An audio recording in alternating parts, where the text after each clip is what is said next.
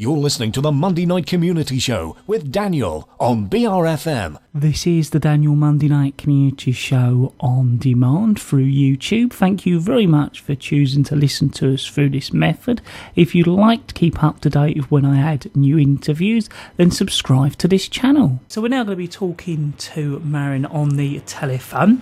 It's all part of the interviews I'm doing at the moment, which relate back to the one I started with Katie on Do Something Brilliant and Voluntary Arts England South East. Firstly, thank you very much for talking to us. Oh, well, thank you for asking me. Now, I understand you're a member of a sewing group in Faversham. That's right, yes. There's 8 of us that meet up. We meet up every couple of weeks and we sew together and we share ideas and projects and skills and materials. We've been going for a couple of years and we all enjoy it a lot. Now, I understand you had an exhibition of your work, so I was hoping you could tell our listeners a little bit more about that.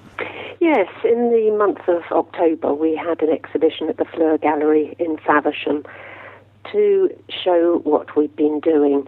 Now, some of the members of the group are terrifically skilled. They do wonderful advanced sewing, and some of us are less skilled, but we're all very enthusiastic.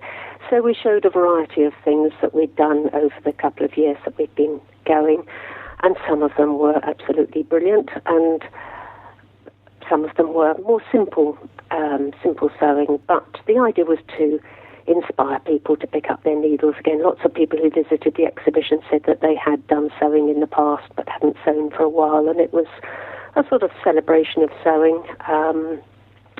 We called it sociable sewing because obviously our group is quite sociable. We sit and have a good old chat, but also because there's a social element to what we do. The exhibition was very popular. Lots of visitors, about 600 people came in, and they all took an interest in what we'd been doing, and quite a few of them said that they'd have a think about doing some sewing in the future.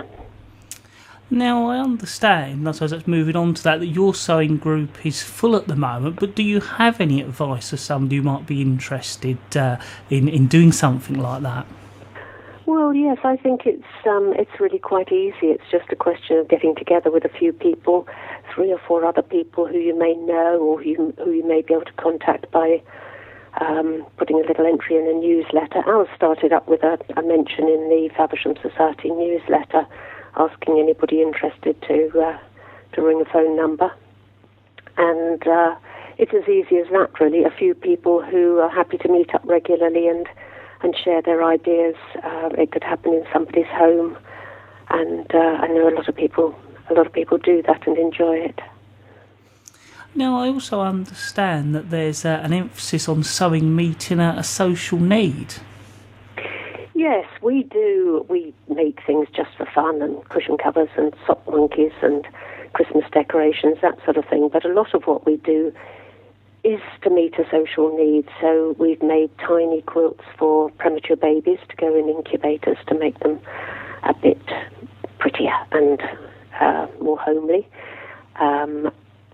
A couple of people in our group have made larger lap quilts for older people who are perhaps sitting around in the cottage hospital and need something to keep them a bit cosy, but also they're very beautiful.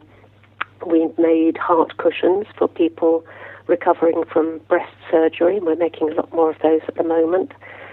And we've made tactile books, which are handmade fabric books with tactile illustrations for blind children.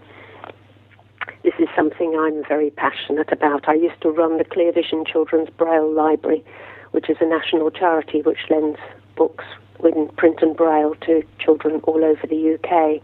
The books go out by post to schools and families and libraries.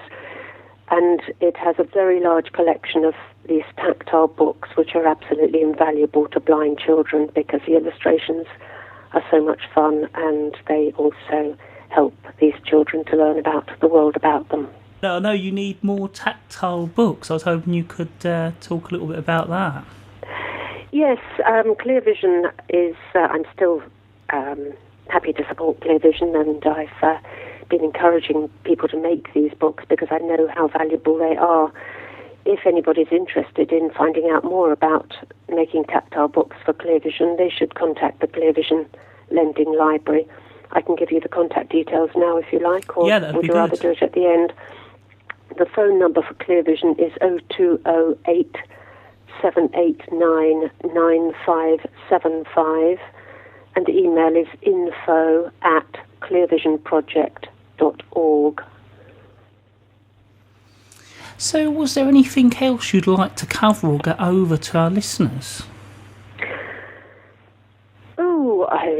What I would like to say is that actually the sort of area that you cover, I believe, has got a bit of a history with making tactile books. Currently, there's a sewing group just outside Canterbury also making tactile books, and the WI in Faversham have just started making books. But in the past, Cookham Wood Prison, there used to be a women's unit there, and they made copies of tactile books for Clear Vision. That was quite a few years ago, but they made some brilliant books, and actually some of the books are stored in units at the Clear Vision headquarters in Southfields, in storage units which were made for us at Stanford Hill Prison, which is probably not a million miles from where you're sitting. No. One of the local prisons. But there's always a need for more books, so if you think this sounds like an interesting project, do contact Clear Vision, and they can probably send you sample books so that you can see what we're talking about, and also sometimes send a speaker to groups. Well, Marion, I'd like to thank you very much for covering all those areas and letting our listeners know about those areas as well. Well, I hope they found it interesting. Thank you.